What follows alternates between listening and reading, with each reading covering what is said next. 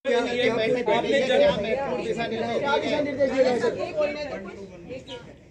ही सवाल है। कांवड़ यात्रा की तैयारियों को लेकर आज आपने बैठक की है, क्या उसमें आपने प्लान किया वो बताइए। आज कांवड़ जो आगे आने वाले कांवड़ यात्रा है उसको लेके अंतर्राज्यीय तथा अंतर जनपदीय समन्वय बैठक मुख्य सचिव की अध्यक्षता में यहाँ संपन्न हुई है तथा इसमें सभी सीमावर्ती जो हमारे राज्य हैं उनके वरिष्ठ अधिकारीगण यहाँ आए थे तथा हमारे जो जनपदीय अधिकारी थे वो ऑनलाइन जुड़े थे, साथ ही जो रेंज और जोन के अधिकारी थे और मंडलीय स्तर के अधिकारी थे वो यहाँ खुद मौजूद थे। उत्तरांचल के साथ और अन्य राज्यों के साथ जो समन्वय किया जाना है उसके बारे में विस्तृत चर्चा हुई। ट्रैफिक को किस तरह से रेगुलेट करना है तथा जो श्रद्धालु आएंगे उनकी इस धार्मिक आयोजन को कितना सुगम और कितना सफल बनाया जाए, प्रशासनिक और सुरक्षा व्यवस्था देके इसके बारे में विस्तृत चर्चा की गई। आप सभी अवगत हैं कि उत्तर प्रदेश के बॉर्डर से लेके और उत्तरांचल के बॉर्डर तक करोड़ों की संख्या में प्रत्येक वर्ष श्रद्धालु आते हैं और जल लेके फिर वापस गंतव्य स्थान पर शिवालयों में जाते हैं। इन सभी रूट पे व्यापक सुरक्षा व्यवस्था तथा अन्य सुविधाएं जैसे कि चिकित्सीय सुविधाएं, खाने पीने की व्यवस्था, जो अस्थायी डेरे लगेंगे या जो कांवड़ के शिविर लगते हैं उनकी व्यवस्थाएं, उस दौरान किसी तरह की कोई बिजली की आपूर्ति बाधित न हो, साफ सफाई की पूरी व्यवस्था हो, अगर कोई आकस्मिक स्थिति आती है तो किस तरीके से उनको जो सहायता पहुंचाई जा सके, यहाँ के जो चिकित्सालय हैं इत्यादि में दवाओं इत्यादि की व्यवस्था, हमारी जो इमरजेंसी रिस्पांस व्हीकल्स हैं उनके व्यवस्थापन के बारे में, इन सभी बिंदुओं पे विस्तृत चर्चा की गई है और ये निर्देश दिए गए हैं कि जो भी काम बचे हैं उसको वरीयता पे पूरा किया जाए तथा आने वाले कांवड़ यात्रा को अन्य वर्षों की भांति ही सुगम तरीके से संपन्न कराया जाए और मुख्य तिथियों के दौरान हवाई सर्वेक्षण भी हेलीकॉप्टर के द्वारा स्थानीय अधिकारी करेंगे। इसके संबंध में भी आवश्यक निर्देश दे दिए। ये जो वो हर एक वर्ष की भांति ये कार्रवाई होगी, ये कोई नई चीज़ें नहीं है। यहाँ आप लोग प्रत्येक वर्ष आप इस चीज़ों को देख चुके हैं और जहाँ तक डीजे की हाइट के बारे में है वो भी सभी आयोजकों अन्य प्रदेशों को बताया गया है कि डीजे की हाइट और वॉल्यूम इतना न हो जिससे कि कोई घटना या दुर्घटना हो। इसके लिए उनके उद्गम के स्थल से ही चीज़ों को रेगुलेट करने के बारे में यहाँ के अधिकारियों के द्वारा उन राज्यों को लिखा जाएगा और इसको इंश्योर कराया जाएगा। सर, क्राउड मैनेजमेंट सबसे बड़ा टास्क रहता है, सबसे बड़ा टास्क क्राउड मैनेजमेंट रहता है। क्या इस बार ऐसी सुविधा की जा रही है कि पश्चिमी उत्तर प्रदेश के जो अधिकारी हैं वो उत्तराखंड के तस्वीरें देख सके लाइव और उत्तराखंड के अधिकारी देख सके पश्चिमी उत्तर प्रदेश की तस्वीरें लाइव, ताकि क्राउड मैनेजमेंट प्रॉपर्ली हो जाए? देखिए, सीसीटीवी का व्यवस्थापन तथा उनको एक दूसरे से जोड़ के जो हमारा इमरजेंसी कंट्रोल रूम है वहाँ पर इन चीज़ों को लाइव देखने की व्यवस्था की जा रही है।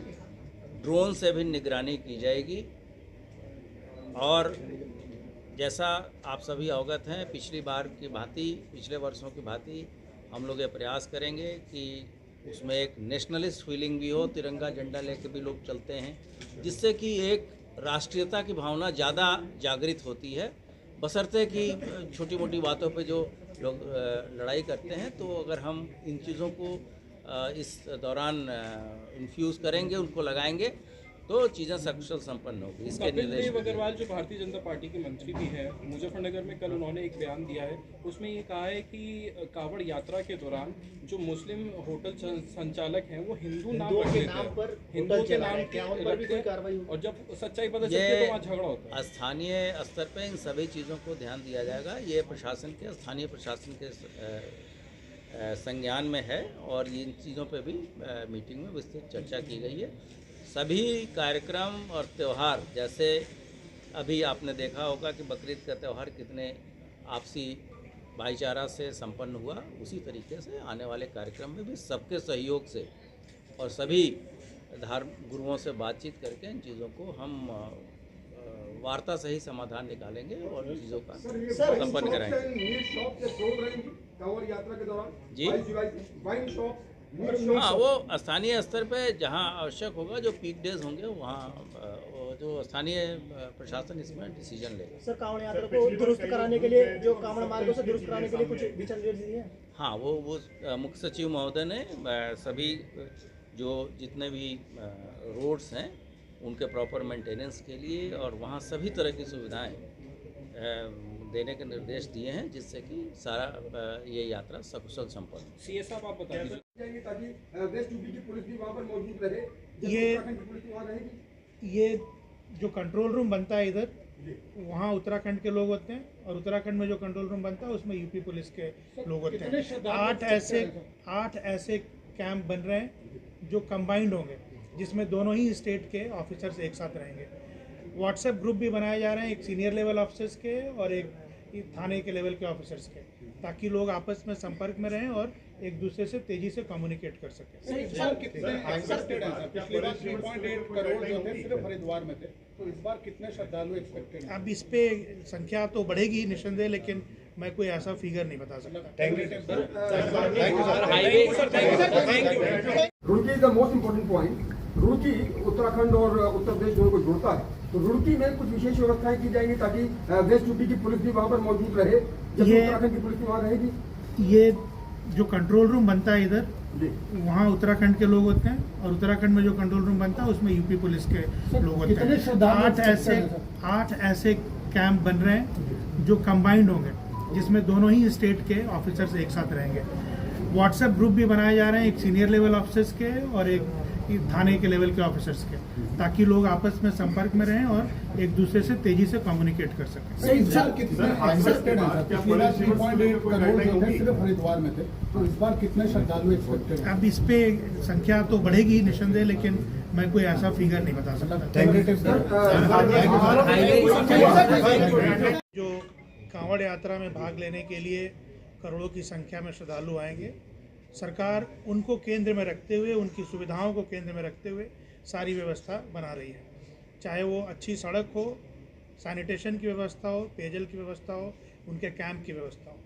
ये चूँकि एक परंपरागत तरीके से होता रहा है, तो हमें और प्रशासन को मालूम है कि कहाँ और किस तरह की कठिनाइयाँ इसमें आती हैं, किस तरह के एक्सीडेंट्स होते हैं।